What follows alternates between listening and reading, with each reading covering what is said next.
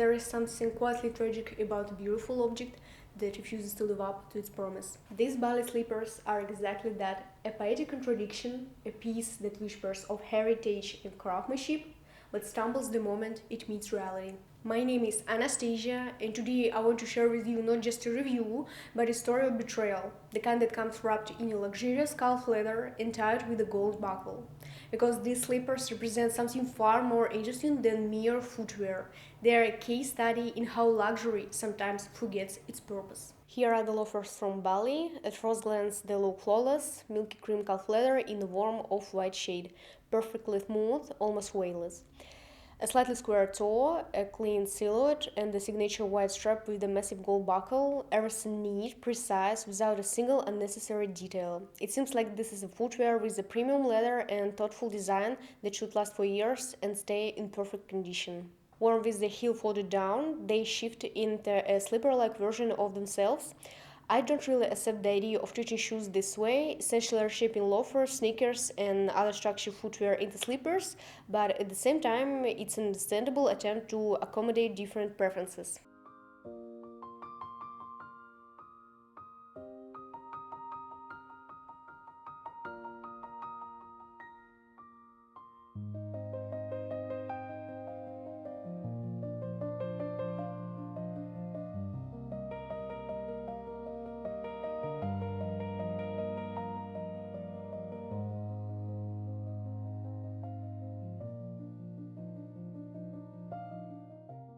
At first, they seduce completely. The calf leather feels like warm butter under your fingers, and the iconic gold buckle glints with understated opulence.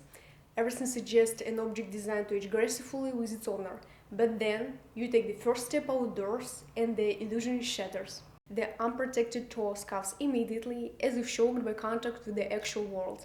The rigid gold plug, so graceful in photographs, turns into a petty tyrant in motion, leaving deep marks right at the flex point. What you end up with isn't a shoe that ages, it's a shoe that simply falls apart little by little with every step. I managed to remove these marks thanks to a long thorough rubbing with Sapphire Care products, but on the one shoe the scuffs disappeared almost completely, while on the other the paint started to wear off. So intensive rubbing after every walk or outing isn't really an option. What's needed here is some kind of rubber or silicone backing glued to the parts of plate that contacts the leather.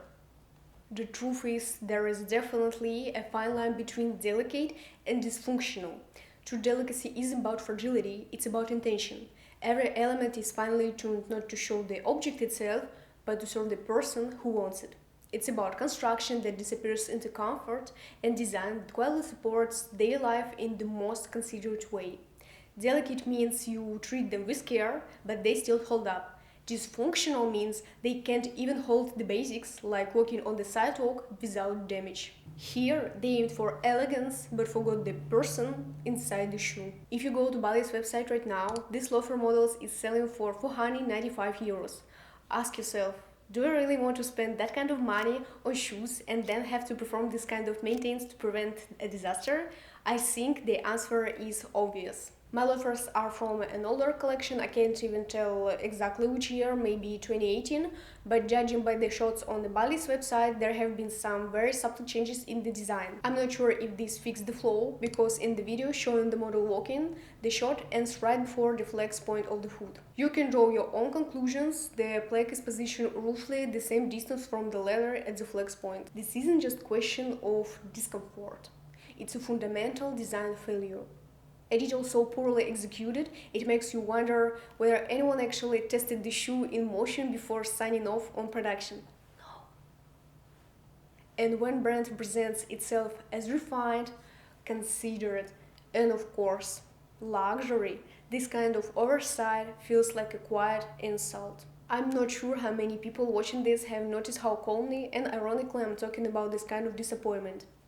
First of all, all emotions have already passed. That said, there is still a lingering feeling of frustration deep down, because every time I put them on, I'll have to either accept their design flaw or most likely figure out a way to fix it myself.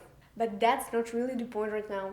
Beyond the emotions I have already gone through, I have long learned not to rush into buying things at full price, imagining if I don't my life will somehow lose its meaning. By the way, if you recognize yourself in that, share in the comments your most ridiculous overpriced purchases, or on the flip side, those expensive pieces that were totally worth it and still bringing you joy.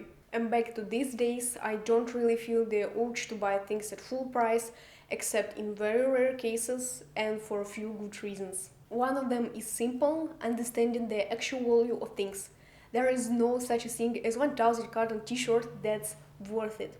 And the tragicomic part, when those pieces eventually hit the sale rack for a fraction of the price, often more than half of the original price. Of course, this mostly applies to clothing. We're not talking about Grand Seiko watches here, that's a whole different category of purchases. But back to fashion, I don't enjoy buying things that way because it strips away the thrill of discovery.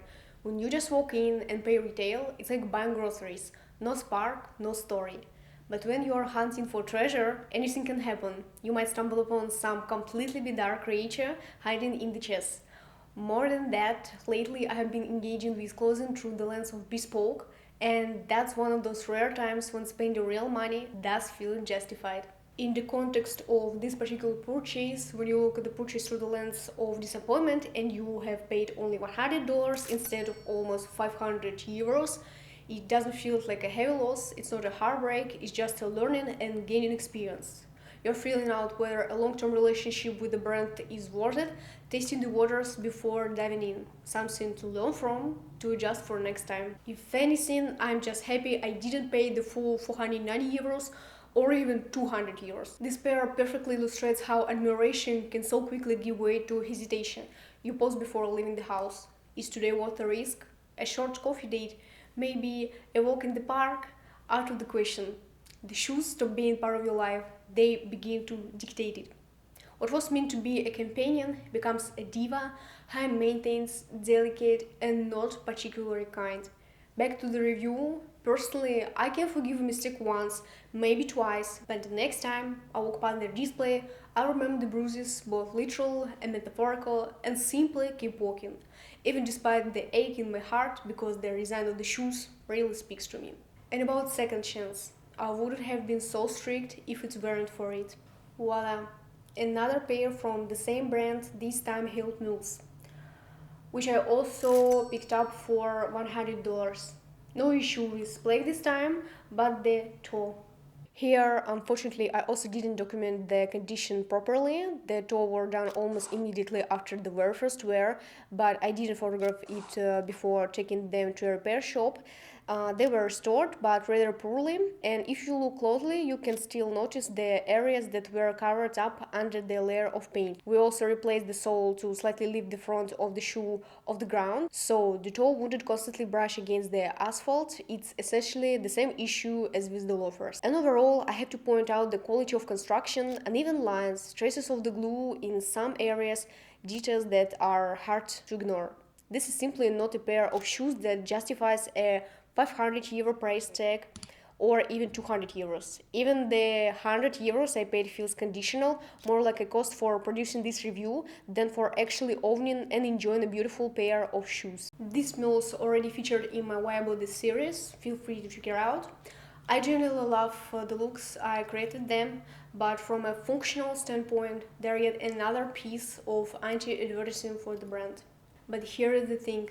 It's not just about shoes, it's about how we value things and how sometimes luxury forgets that it's meant to serve, not demand. This isn't really a story about shoes, it's a story about power and balance between brands and buyers. The market treats us the way we allow it to. The moment we start buying access instead of product, status instead of substance, we willingly hand over control. And once that happens, respect stops being a requirement and becomes optional. Luxury is meant to serve through quality, craftsmanship, and thoughtful design. But when demand stops being discerning, supply stops being responsible. Brands don't become cynical in vacuum, they adapt to the behavior of the audience. If people are willing to pay for a name more than for construction, to tolerate design flaws for the sake of status, if access matters more than dignity, the market simply follows that signal. So the real question isn't why a brand would do this. The real question is what we are rewarding with our choices. Mindful consumption isn't just about saving money, it's about preserving self-respect. Luxury begins where the need to prove something ends, and ultimately, it's not the brand that has to prove its value to us. It's us who decide what deserves our money, our trust, and our loyalty. As we reach the close of this quietly dramatic story, I'd like to highlight that the things most worth keeping are those that love you back, reliably, without fuss. In any case, these pieces will remain in my closet, not just as a fragile symbol of what could have been, but as a reminder that true luxury isn't something you have to protect from life, it's something that protects you in life. So don't hesitate to share in the comments your own little dramas with pieces that seemed like such promising investments, only to reveal their true colors. Until then, my name is Anastasia.